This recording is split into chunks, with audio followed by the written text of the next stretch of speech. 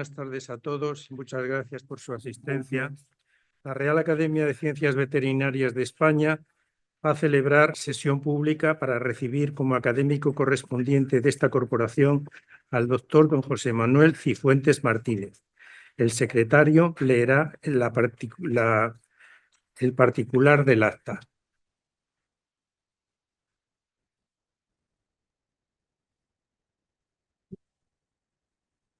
Decreto 3/2025 de la Real Academia de Ciencias Veterinarias de España, por el que se nombra académico correspondiente electo de esta corporación al ilustrísimo señor doctor don José Manuel Cifuentes Martínez. La Junta Plenaria de la Real Academia de Ciencias Veterinarias de España, a propuesta de la Junta de Gobierno, ha tenido a bien proclamar, en virtud de sus méritos, convocado por resolución de 2 de abril de 2024, publicado en el Boletín Oficial de Estado número 93, académico correspondiente electo de esta Real Academia al ilustrísimo señor doctor don José Manuel Cifuentes Martínez. Para tomar posesión, el electo deberá dar lectura a su discurso de ingreso preceptivo, tras lo cual se le impondrá la medalla y se le entregará el título correspondiente. Dado en Madrid a 7 de abril de 2025. Secretario General del Presidente.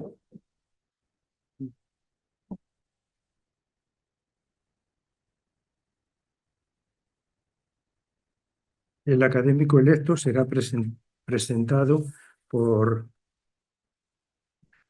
el excelentísimo señor don Francisco Gilcano, que efectuará su presentación del nuevo académico correspondiente. Tiene la palabra.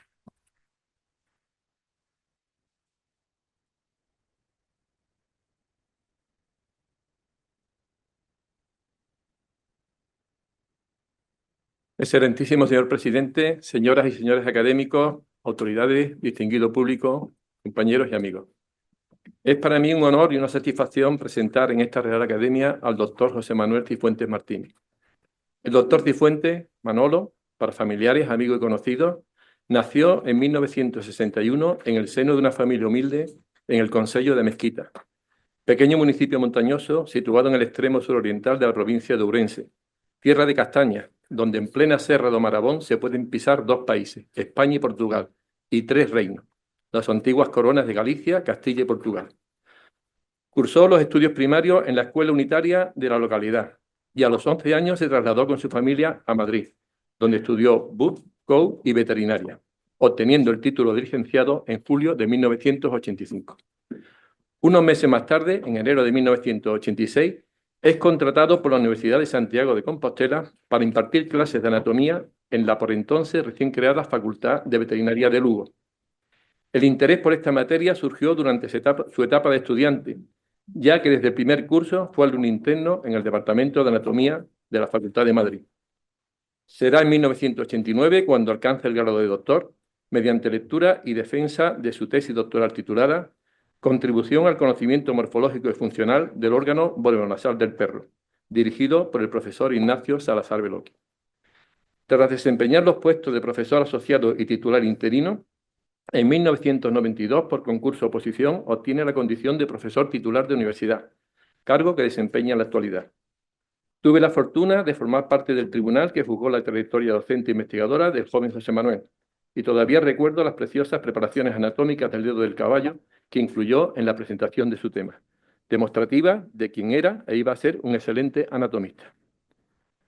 El recipiendario lleva más de 38 años dedicado a la enseñanza, y no solo de la anatomía animal, pues el doctor Cifuentes, desde 2014, también se ha encargado de impartir docencia en otras asignaturas del área, como la embriología y la citología e histología.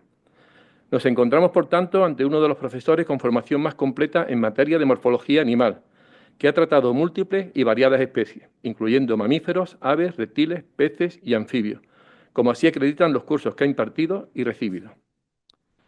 Los méritos de investigación y de gestión, que son parte fundamental de la labor del profesor de universidad, quedaron reflejados en el currículum vitae que en su día presentó a los miembros de esta corporación.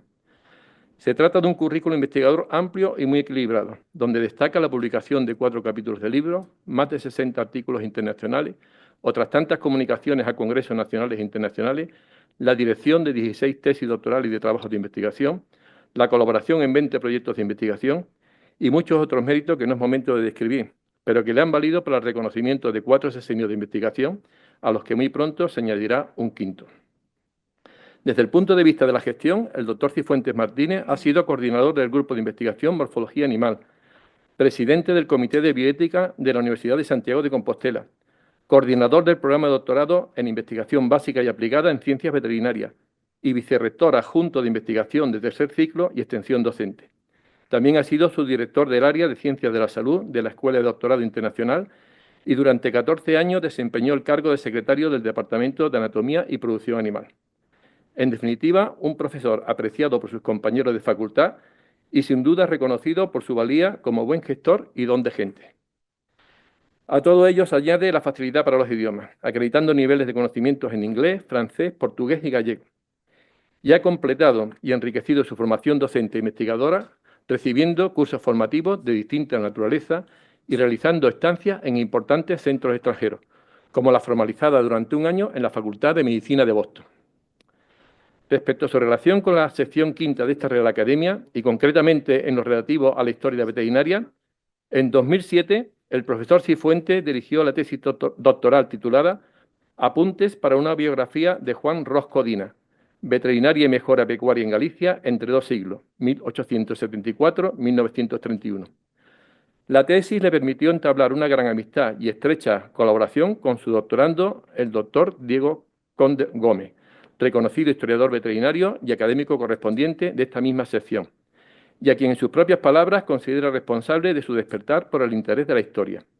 Por esta razón, el profesor Cifuentes Martínez se convirtió en asiduo participante de los congresos nacionales e iberoamericanos de historia de la veterinaria que cada año se celebran en nuestro país, siendo autor o coautor de la presentación y publicación de valiosos trabajos relacionados con aspectos históricos de la Escuela Veterinaria de Santiago de Compostela y de la ganadería y profesión veterinaria de su tierra natal. Además, he podido comprobar que es una de las personas que atiende y escucha en su totalidad las ponencias y comunicaciones que sobre temáticas muy diversas se presentan en dichos congresos, actitud demostrativa del afán por aprender y por completar su formación en historia de la veterinaria. En el apartado de bioética y legislación, además de gestionar la creación del Comité de Bioética en la Universidad de Santiago de Compostela y ostentar su presidencia, el recipiendario ha realizado 9 cursos sobre ética, bienestar y experimentación animal. Son temas que el profesor Cifuentes domina a la perfección, manteniendo una relación directa con aspectos bioéticos de la experimentación animal. Por ello, no resulta extraño que el tema elegido para su ingreso en la sección quinta de esta Real Academia se titule Bioética y experimentación animal, perspectiva histórica, el cual encaja perfectamente en el ámbito competencial de esta sección. El doctor Cifuentes ha sido valiente en la elección del tema, pues como bien señala, la experimentación con animales sigue suscitando polémicas y posturas encontradas, estando implicados científicos, animalistas, legisladores, estudiantes, opinión pública, industrias y medios de comunicación, y donde considero que las ciencias veterinarias tienen mucho que decir y que aportar. El tema aborda aspectos históricos, éticos y morales relativos al uso de animales con fines de investigación y experimentación que las diferentes culturas y sociedades han hecho desde la antigüedad hasta tiempos actuales. En más de 90 páginas, el doctor Cifuentes nos presenta una extensa recopilación de datos apoyados en numerosas y acreditadas fuentes, casi 200, relatando cómo las ciencias básicas fueron incrementando conocimientos en virtud no solo de las disecciones, sino también de las vivisecciones, practicadas tanto en animales como en seres humanos. Gracias a estas prácticas se avanzó mucho en el conocimiento de la anatomía y la fisiología, tanto humana como animal, pero surgió el debate y la polémica sobre si el uso de la vivisección y por tanto de la crueldad hacia los animales estaba ética y moralmente justificado. En diferentes capítulos el recipiendario nos relata las corrientes filosóficas a favor y en contra de estas prácticas, haciendo un recorrido a lo largo de la historia, reflejando los postulados de sus principales defensores y detractores, y haciéndonos entender lo largo, complicado y difícil que ha sido redactar leyes, derechos y normativas en favor de la protección de los animales utilizados en experimentación. En definitiva, un trabajo que merece ser leído en su integridad, pues enriquece al lector con hechos históricos relacionados con las ciencias médicas, testimonios sobrecogedores del sufrimiento infligido a millones de animales, la historia del activismo en favor de los derechos animales y que finaliza refiriendo los nuevos modelos para investigación que podrían disminuir o eliminar el empleo de animales con fines de experimentación. A lo largo de los diferentes capítulos y apartados se podrán encontrar con serias reflexiones y respuestas a las preguntas que el recipiendario plantea en la introducción del trabajo, ¿Hasta qué punto es lícita la experimentación animal? ¿Es posible el avance médico sin ella? ¿Existen alternativas? ¿Qué dice la legislación actual? La lectura de este excelente trabajo me ha llevado también a una reflexión. Son escasas, por no decir nulas, las referencias que he encontrado sobre veterinarios implicados en los movimientos contra la crueldad animal, la abolición de las prácticas de vivisección o en favor de los derechos de los animales. Es posible que las aportaciones de la profesión veterinaria a esta temática a lo largo de la historia hayan pasado desapercibidas o, como ha ocurrido con otra faceta de nuestra historia, ensombrecidas por los historiadores de la medicina humana. Sin embargo, hoy somos garantes del bienestar animal y debemos seguir luchando para evitar y abolir cualquier práctica que conlleve sufrimiento animal, especialmente en granjas, mataderos, animalarios y centros de investigación. Quiero finalizar este breve discurso de presentación dando la bienvenida y felicitando a quien es veterinario, profesor, anatomista, historiador, compañero y buen amigo. Y, por supuesto, a su familia, especialmente a su padre, hermanos, compañera e hijos. Estoy convencido que la Real Academia de Ciencias Veterinarias de España incorpora hoy a un gran profesional, pero sobre todo a una buena persona, honesta, generosa, servicial, amable, respetuosa, agradecida y risueña, que sabrá aportar en años venideros valiosos conocimientos a esta real institución. Muchas gracias por su atención, he dicho.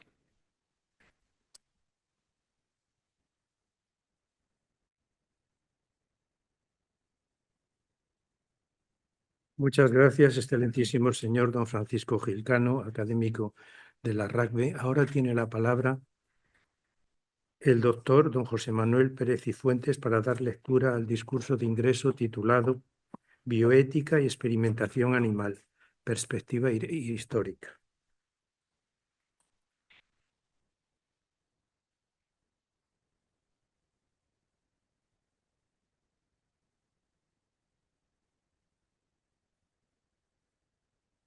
Excelentísimo señor presidente de la Real Academia de Ciencias Veterinarias de España, excelentísimo señor presidente de la sección quinta, excelentísimas señoras, excelentísimos señores académicos, querida familia, amigos, señoras y señores. Asumo, no sin cierta preocupación, la responsabilidad que supone dar lectura al preceptivo discurso de ingreso como académico correspondiente en la sección quinta de la Real Academia de Ciencias Veterinarias de España, aunque esta inquietud sea compensada con creces por el honor de estar aquí hoy en este tradicional acto. Me presento ante ustedes con un profundo sentimiento de gratitud y responsabilidad, consciente del legado histórico que esta institución representa y del compromiso que asumo al formar parte de ella. A pesar de que no entraba en absoluto en mis planes, aceptar esta propuesta no solo representa un desafío personal, sino también una oportunidad para contribuir al desarrollo del trabajo que aquí se lleva a cabo. Estoy emocionado por la posibilidad de colaborar con colegas de tan alto nivel como los de esta prestigiosa institución y de aprender de ellos.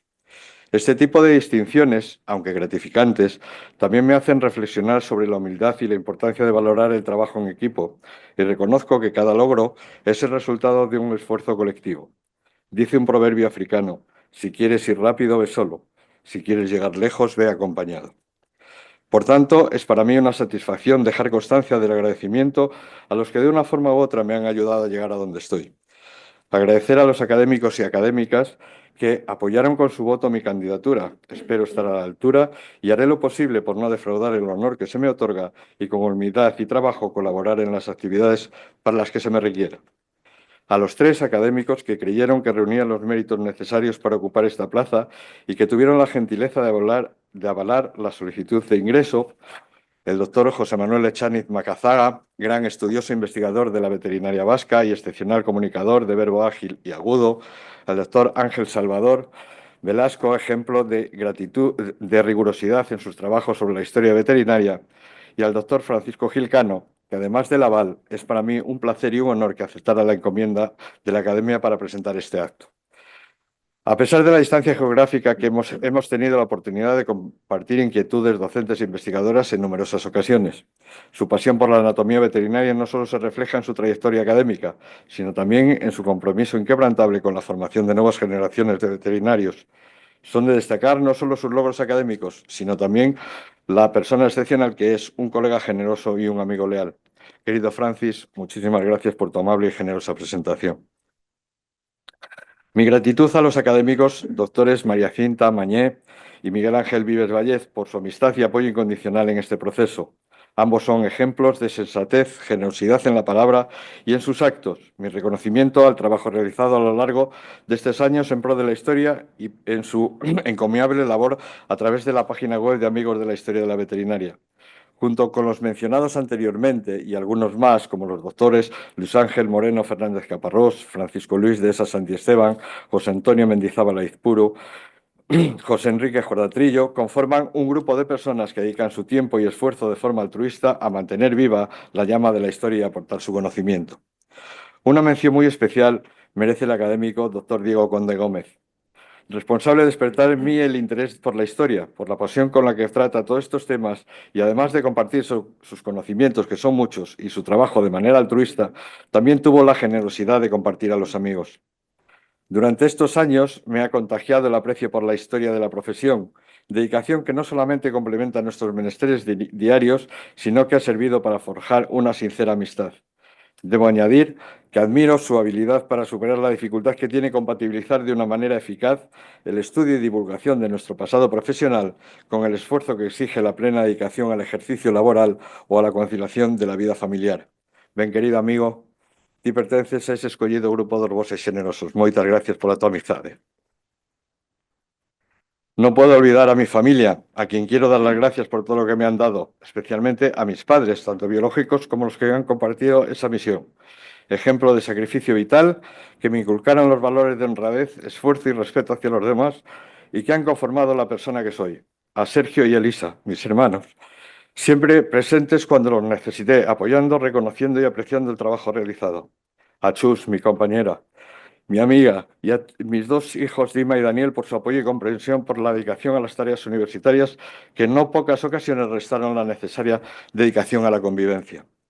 Finalmente, expresar mi gratitud a todos ustedes por su presencia y a los que nos están siguiendo vía telemática en este día tan especial para mí.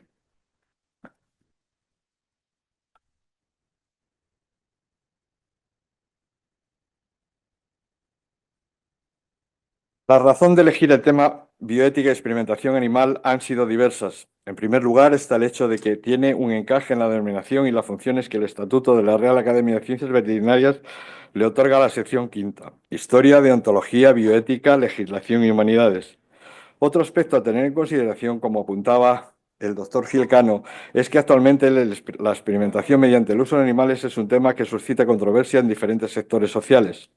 El debate se divide en general en dos grandes opiniones: la de los detractores, que argumentan que este método es un atentado contra la sensibilidad de los animales y que les produce un daño directo, y la de los defensores, que afirman que estos experimentos son totalmente necesarios para la salud humana e incluso para la propia salud animal. Sin embargo, existe una opinión intermedia, la de la mayoría de la población en general, que acepta el uso de animales para experimentación, pero en unas condiciones que estén perfectamente reguladas.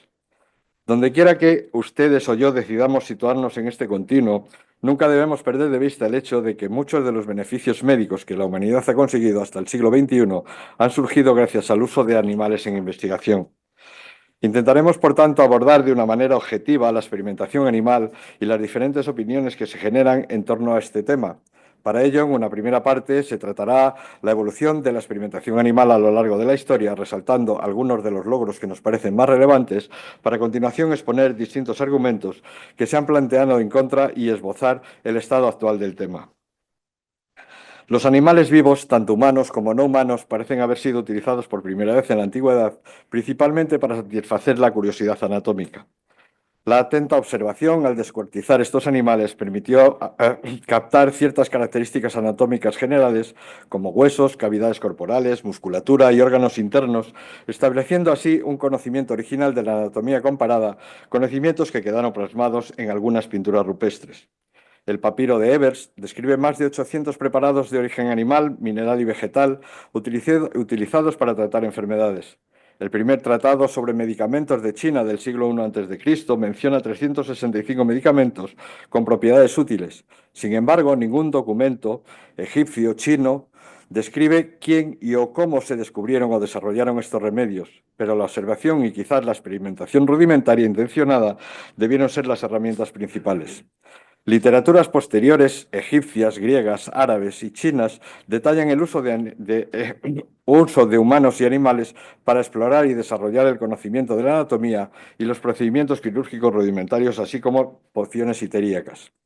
Situándonos en la antigua Grecia, se podría considerar a Almeón de Crotona en el siglo VI a.C. como el primer experimentador biológico, presumiblemente el primero que diseccionó cadáveres para su estudio.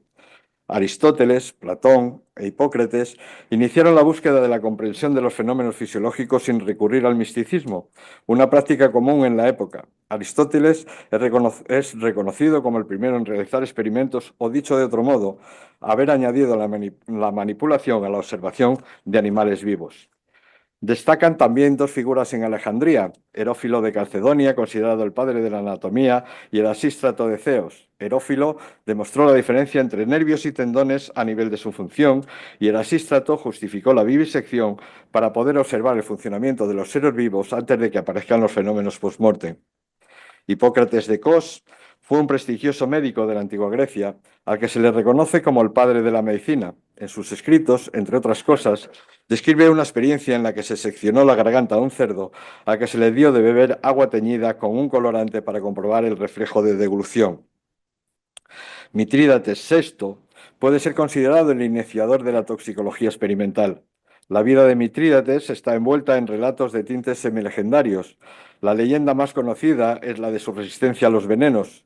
En un intento por protegerse de posibles envenenamientos, acostumbraba a experimentar los efectos de los tóxicos con delincuentes convictos y consigo mismo, buscando un antídoto que lo mantuviera a salvo de posibles intentos de asesinato. Ya en nuestra era, sobresale la figura de Claudio Galeno, médico de la antigua Roma, que contribuyó significativamente al avance de las ciencias médicas realizando vivisecciones con fines experimentales. Según se puede apreciar en la literatura, Galeno estudió en cerdos, monos, loros y muchas otras especies animales. La práctica de la disección permitió enormes logros a través de la comparación entre la anatomía humana y animal, como la descripción del desarrollo embrionario, el establecimiento de la importancia del cordón umbilical para la supervivencia y el mantenimiento de la vida del feto y el reconocimiento de la relación entre el nervio óptico y el cerebro, aportaciones que se mantuvieron durante varios siglos. A partir del declive del Imperio Romano y durante toda la Edad Media, los experimentos fisiológicos, junto con la actividad científica en general, caerían casi por completo en desuso y el conocimiento médico se volvería dogmático.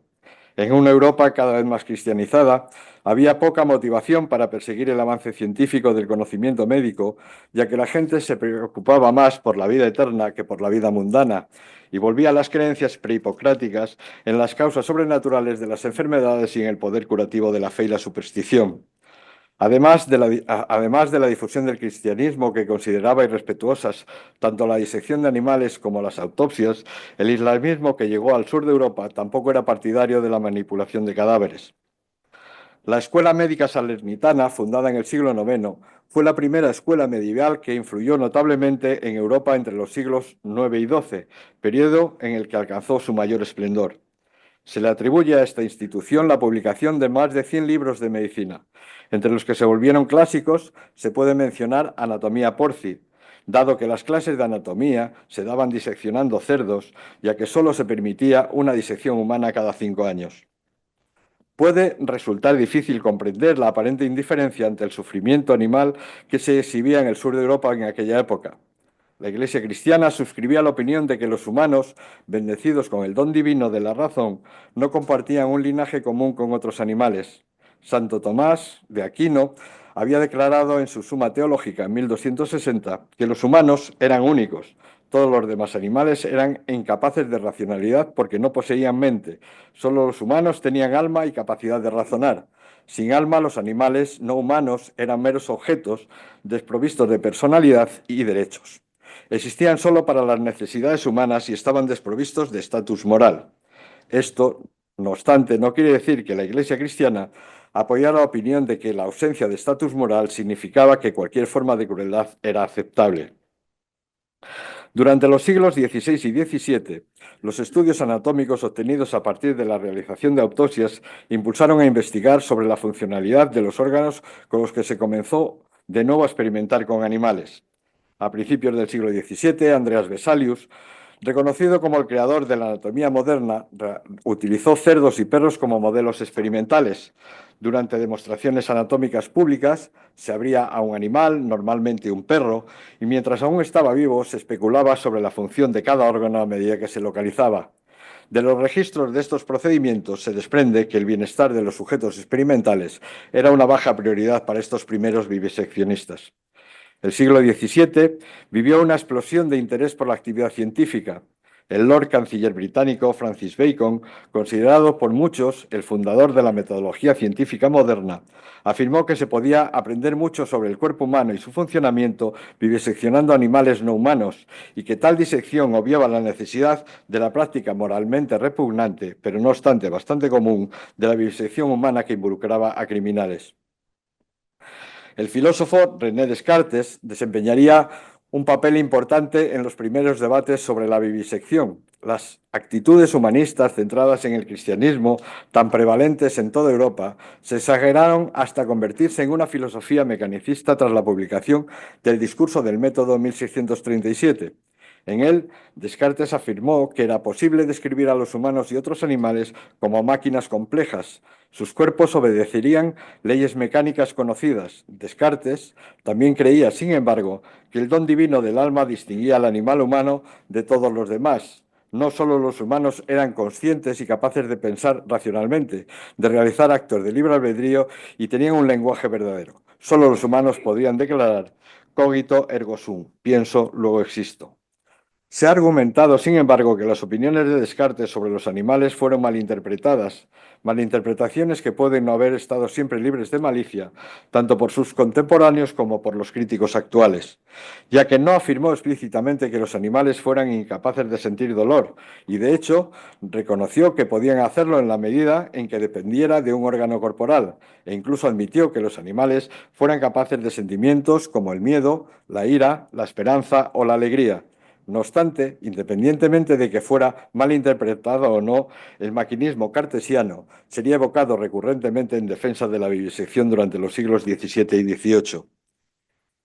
Entre la lista de notables fisiólogos occidentales del siglo XVII que utilizaron animales, el más notable fue sin duda William Harvey, médico británico que estudió la fisiología de la circulación sanguínea en más de 80 especies animales diferentes y publicó en 1628 el libro Ejercicio anatómico sobre el movimiento del corazón y la sangre en los seres vivos. Utilizando los resultados de experimentos meticulosamente planificados en animales vivos, en este tratado, Harvey refutó muchas de las ideas de Galeno que tenían 15 siglos de antigüedad.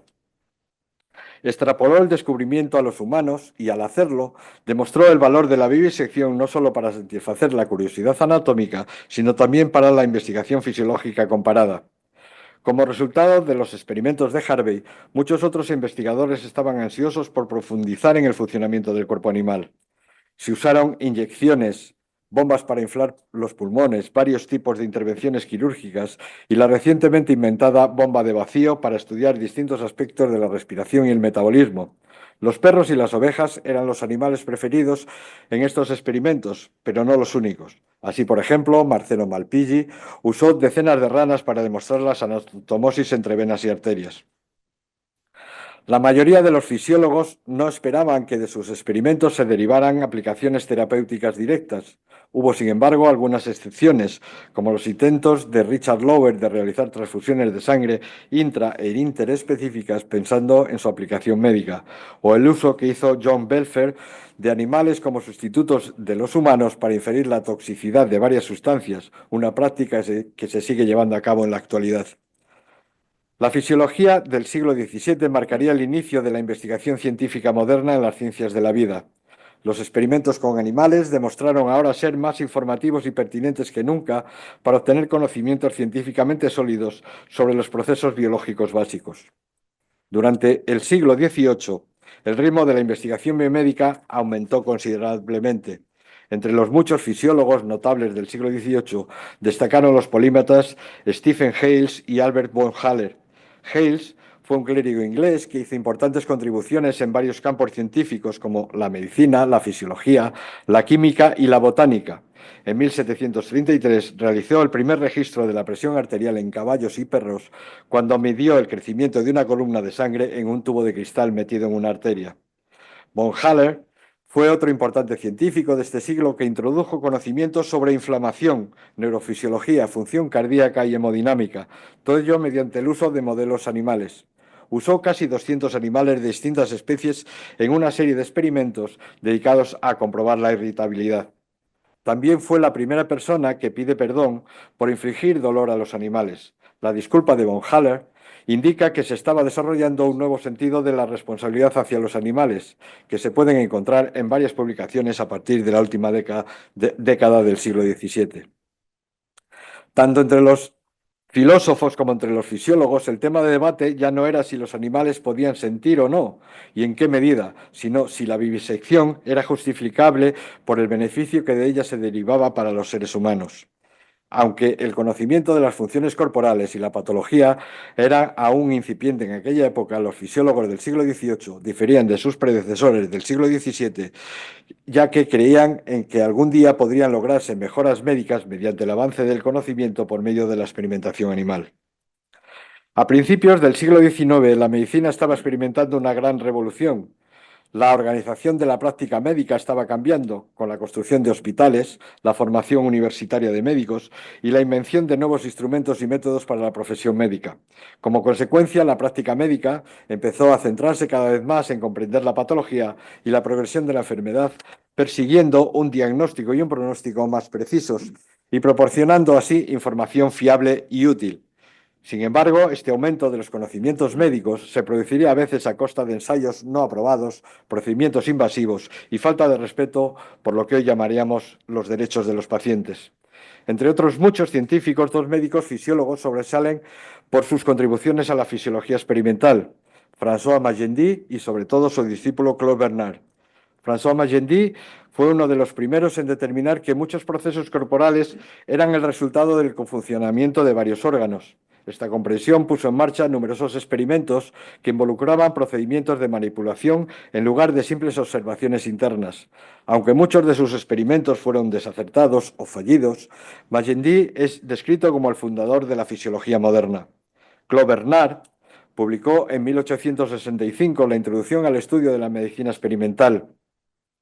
En este trabajo, Bernard declaró que un enfoque preciso de la experimentación debe implicar el estudio de un parámetro manteniendo constantes las variables externas, lo que sigue siendo un enfoque fundamental en la ciencia moderna. Además, respondió a un número creciente de críticos de la vivisección, ofreciendo una poderosa justificación filosófica para la medicina experimental.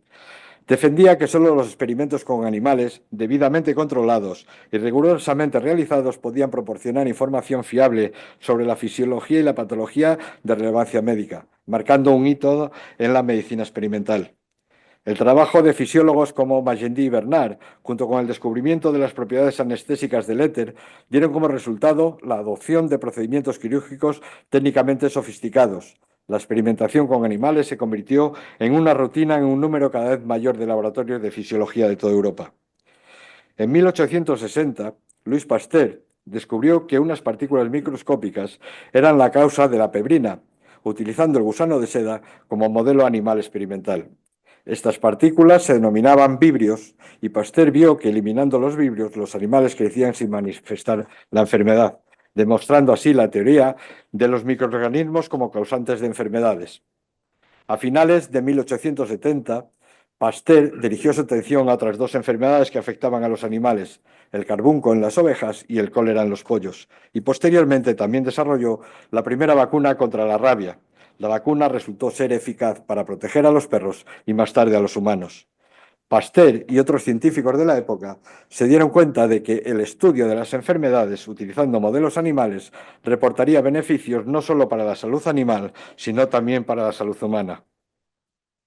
En 1876, Robert Koch, médico, patólogo, bacteriólogo alemán, logró demostrar el crecimiento de microorganismos fuera de los organismos animales. Este hallazgo hizo posible que en las investigaciones con agentes infecciosos se utilizaran menos animales, ya que era posible cultivarlos utilizando medios de crecimiento. A partir de la última década del siglo XIX, se identificaron varios organismos causantes de enfermedades y se desarrollaron las correspondientes vacunas y antitoxinas. Estas investigaciones emplearon miles de animales, la mayor parte conejos y ratones, pero también perros, caballos y otros mamíferos. El siglo XX sería testigo de avances asombrosos en el conocimiento médico y el tratamiento de las enfermedades.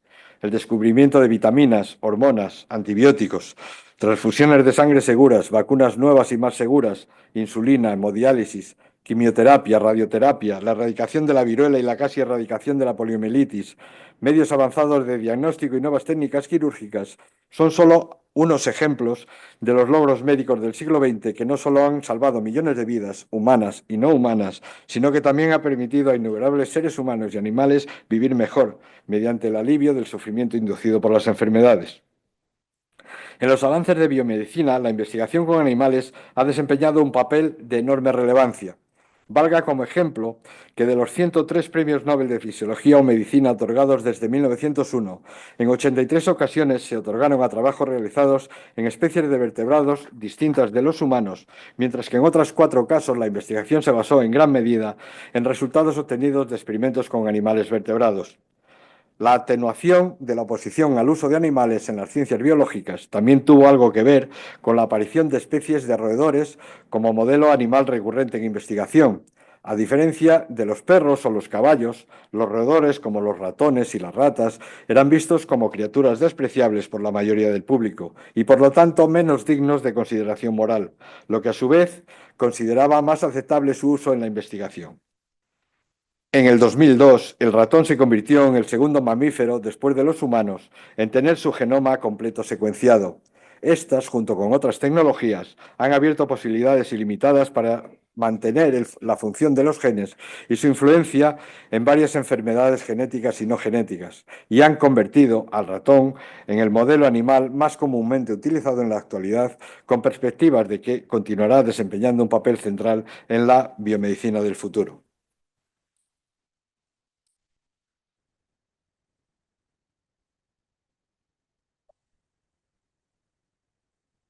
La oposición al uso de animales con fines de investigación no es un fenómeno del todo moderno.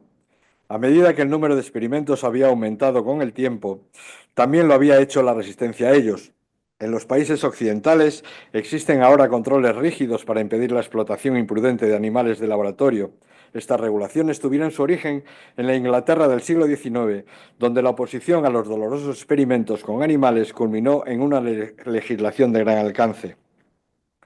Thomas Wentworth, primer conde de Stamford, fue el responsable de la primera ley aprobada en 1635 que prohíbe la crueldad animal, siendo la primera ley de derechos de los animales de la historia. En su mayor parte, la oposición pública inicial a la vivisección no se basó en una percepción de crueldad. Más bien, la oposición se basó en el argumento de que, debido a las diferencias fundamentales, tanto anatómicas como espirituales, que se cree que separan a los humanos de otros animales, se podrían derivar pocos beneficios relevantes de la experimentación con seres inferiores. Las opiniones filosóficas y religiosas predominantes todavía consideraban a los humanos como completamente diferentes de otros animales. En consecuencia, la información obtenida mediante la vivisección no humana no podría exportarse legítimamente a la forma humana. El siglo XVIII estuvo marcado por la creciente preocupación de la sociedad por la vivisección y el uso deliberado de animales en la investigación científica. Las críticas a la vivisección se habían generalizado, pero todavía no era un tema popular. Quizá por primera vez los críticos cuestionaban cuál era el comportamiento humano apropiado hacia los no humanos. Jean-Jacques Rousseau publicó en 1754 el discurso sobre el origen y los fundamentos de la desigualdad entre los hombres, en el que consideraba que los animales eran seres sensibles y por esta razón debían formar parte de la ley natural, aunque no fueran seres racionales. En 1764, Jean-Marie Oret, más conocido como Voltaire, también mencionó la sintiencia de los animales, entendida como la capacidad de sentir una variedad de emociones y sentimientos, como el placer, el dolor, la alegría y el miedo, al criticar el pensamiento de René Descartes, que comparaba a los animales como máquinas. Immanuel Kant, en 1785, publicó el estudio Fundamento de la Metafísica de la Moral, en el que sugería una relación entre el maltrato a los animales y las prácticas de violencia contra las personas, en las que deducía que los seres humanos que maltrataban a los animales tenían una fuerte tendencia a cometer actos de violencia con otros seres humanos.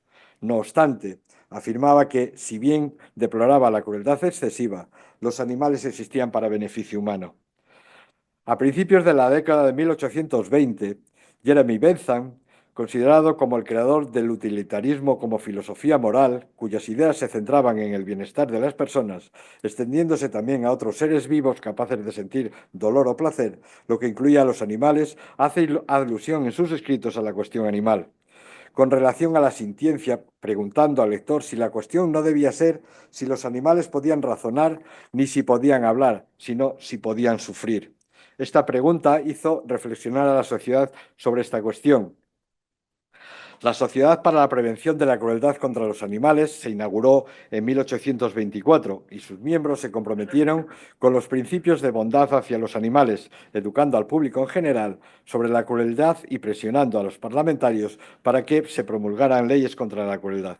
Sin embargo, sus objeciones a la vivisección fueron leves al principio y sostuvo que algunos experimentos eran justificables si se realizaban humanamente.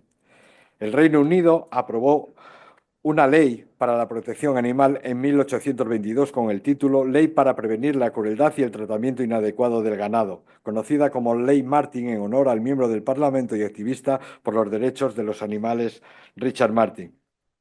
En junio de 1874, la reina Victoria expresó su preocupación por el tratamiento de los animales utilizados en experimentos. Este interés real coincidió con una oposición pública inglesa a gran escala. La Asociación Británica para el Avance de la Ciencia estaba bajo una tremenda presión para rendir cuentas públicamente por el comportamiento de sus miembros. La asociación había publicado unas directrices en 1871 que tenían como objetivo minimizar el sufrimiento y desalentar la realización de experimentos de dudoso mérito científico. Ese mismo año, Charles Robert Darwin abordó la cuestión específica de los orígenes humanos en el origen del hombre y la selección en relación al sexo. Estaba convencido de que su teoría de la selección natural debía aplicarse a todos los animales y que los humanos no podían ser excluidos. Al pensar así, rechazó la idea de que los seres humanos fueran diseñados por Dios para separarse del resto de la creación. Semejante idea iba en contra de la teología cristiana contemporánea, socavando los argumentos de que todos los no humanos eran un regalo de Dios para ser utilizados por la humanidad para sus propios fines. Uno de esos fines era, por supuesto, la curiosidad científica. Pero si estuviéramos relacionados con los animales, argumentaban los oponentes a la vivisección, ¿cómo podríamos usarlos en experimentos percibidos como crueles? El propio Darwin apoyó firmemente el avance de la ciencia a través de la experimentación, pero se opuso rotundamente a cualquier forma de crueldad. La ciencia en general y la ciencia biológica en particular estuvieron en el centro de atención del público como nunca. Ante la creciente complejidad y relevancia de la controversia, en 1875 se presentaron al Parlamento británico dos proyectos de ley opuestos: el proyecto Henniker, promovido por Francis Covey, y el proyecto Playfair, promovido por el propio Charles Darwin, junto con otros científicos y amigos. A pesar de proceder de extremos opuestos, ambos proyectos de ley proponían una regulación razonable de los experimentos con animales, en lugar de exigir restricciones severas o conceder a los científicos derechos ilimitados para utilizar animales. Sin embargo, los científicos no estaban nada satisfechos y, formando su propio grupo de presión, abogaron por un compromiso en el ámbito de la anestesia. Esa presión resultó exitosa y en el proyecto de ley se incluyeron cláusulas adicionales para permitir tales prácticas cuando correspondiera. En esencia, la Ley de Crueldad contra los Animales, aprobada en 1876, exigía que cualquier persona que deseara realizar experimentos con vertebrados vivos debía primero obtener una licencia y que todos los experimentos con gatos, perros, caballos, mulas y asnos o aquellos realizados para ilustrar conferencias estuvieran certificados por el ministro de Interior británico. En los primeros años del siglo XX, William Bayliss y Ernest Sterling realizaban sus estudios en el campo de la fisiología y entre sus discípulos estaban infiltradas dos activistas contra las prácticas de la vivisección, Lizzie Lind Afghei y Lisa Catherine Scharto. Ambas activistas escribieron un libro en el que relataban sus experiencias titulado El caos de la ciencia, extractos del diario de dos estudiantes de fisiología. En uno de los capítulos del libro describieron cómo William Bayliss realizaba una vivisección. El animal en que se practicaba la demostración era un perro terrier y acusaban a Bayliss de no haber anestesiado al animal correctamente. El fisiólogo se defendió de las acusaciones y presentó una demanda, a consecuencia de la cual se determinó que Bayliss tenía razón y que había sido difamado, lo cual afectaba a su carrera como investigador científico. El resultado del juicio no contentó al movimiento en contra de la vivisección y convirtieron al perro sacrificado por Bayliss en un símbolo.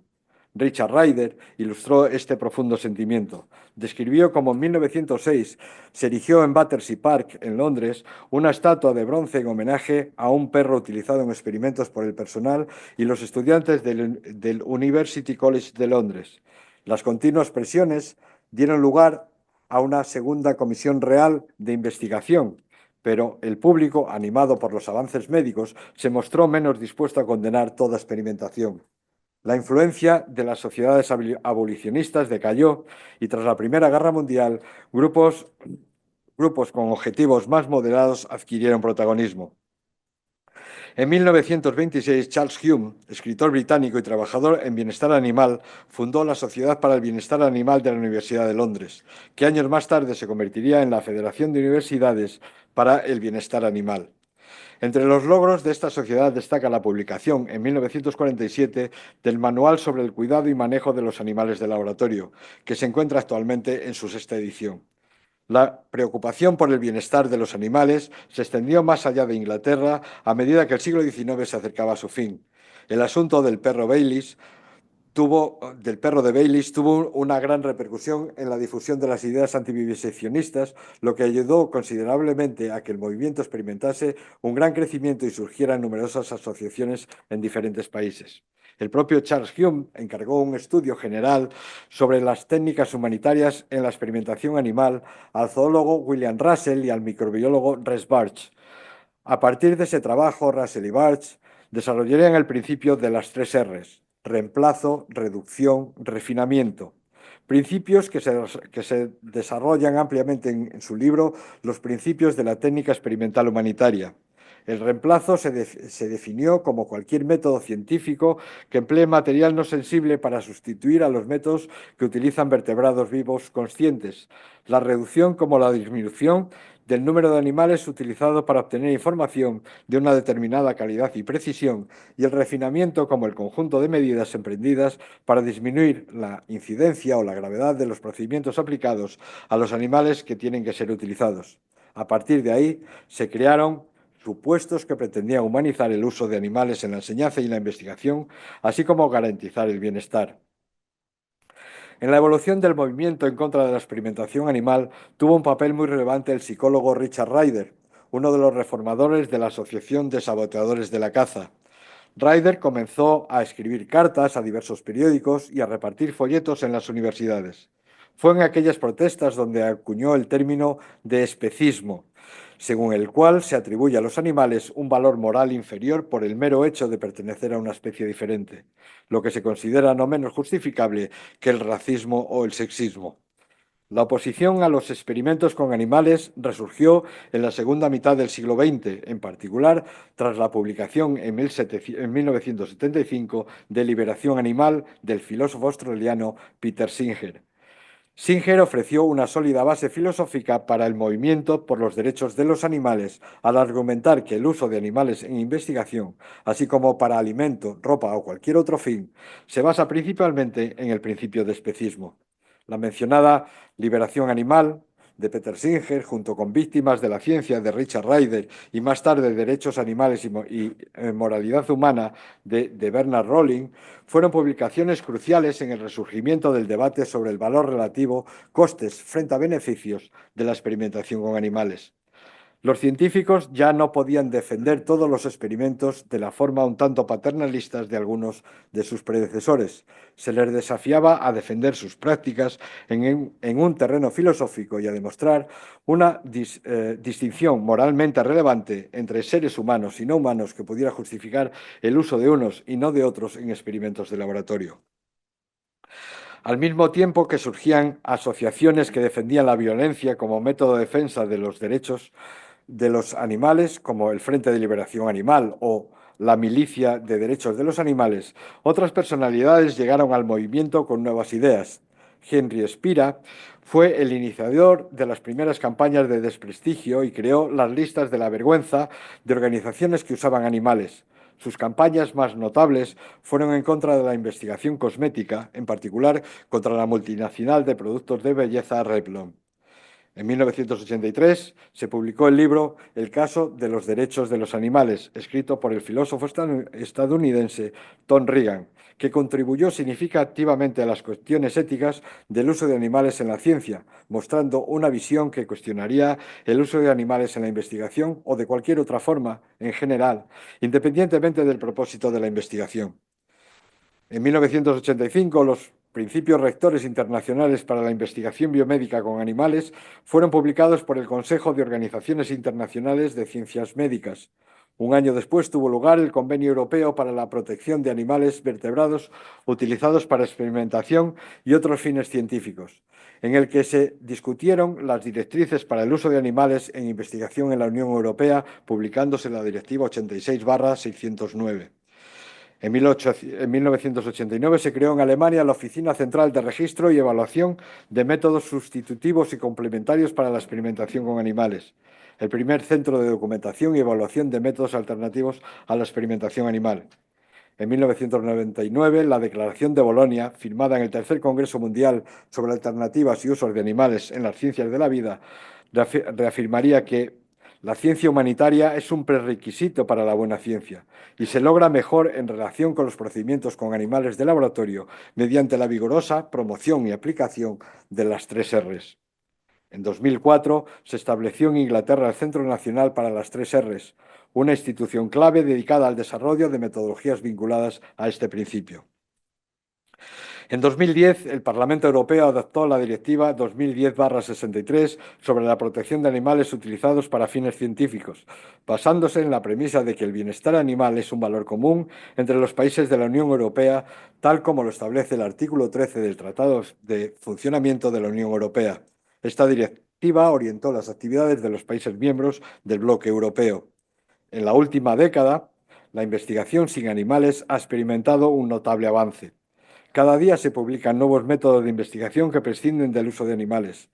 La base de datos Non-Animal Technologies recopila y facilita información sobre técnicas modernas sin animales, aplicables a la biomedicina y a las ciencias de la vida. Desde el 2009 se han publicado las primeras investigaciones sobre cultivos de miniórganos humanos, conocidos como organoides.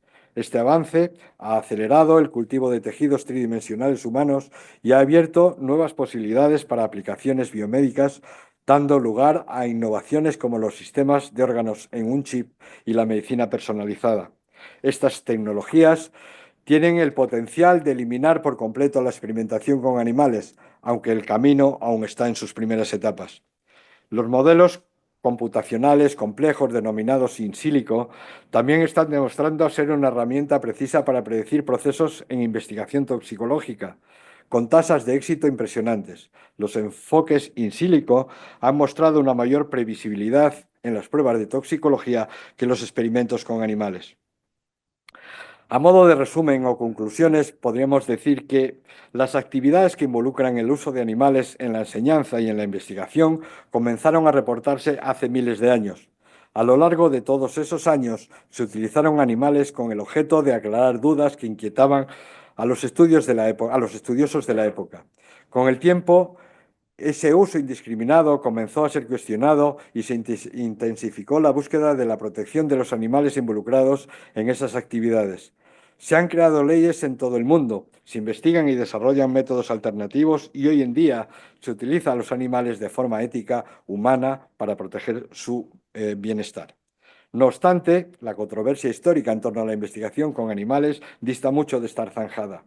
Aunque los argumentos clave de este debate no han variado significativamente desde el auge del antivivisekcionismo en la Inglaterra del siglo XIX, desde entonces se ha avanzado mucho en lo que respecta a la protección de los animales utilizados en investigación y a la transparencia en relación con dicho uso.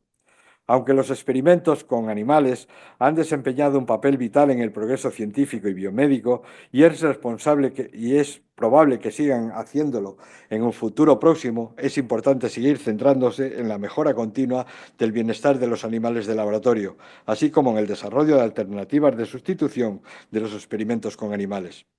En la actualidad, la investigación con seres vivos es revisada y autorizada por distintos comités de ética.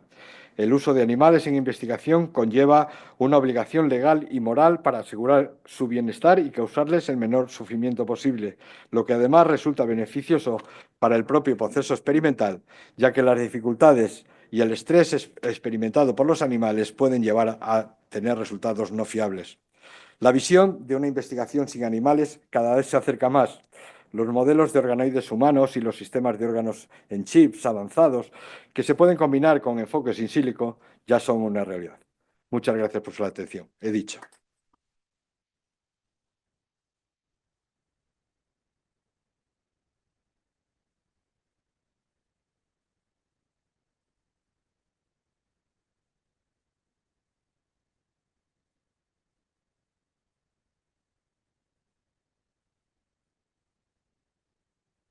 Muchas gracias, doctor Cifuentes Martínez. A continuación, el señor secretario, el doctor Aparicio Tobar, le firmará con el doctor Aparicio firmarán el documento de toma de posesión.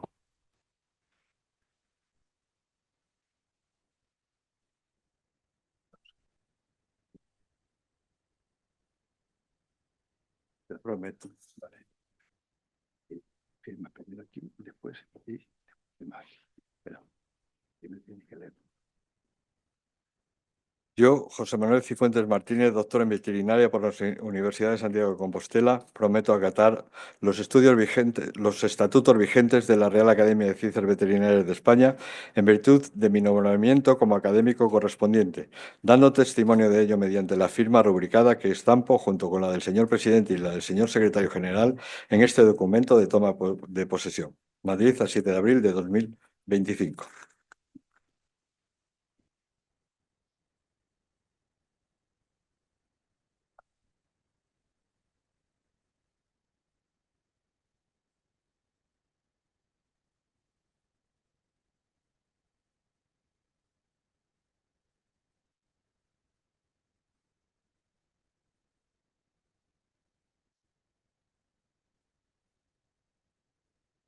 A continuación, en nombre de Su Majestad el Rey, le voy a imponer la medalla que corresponde de académico correspondiente electo.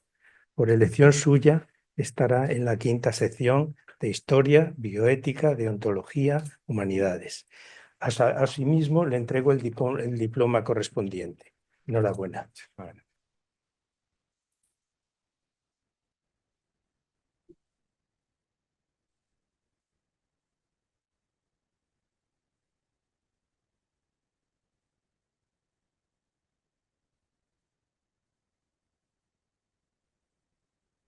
Se levanta la sesión.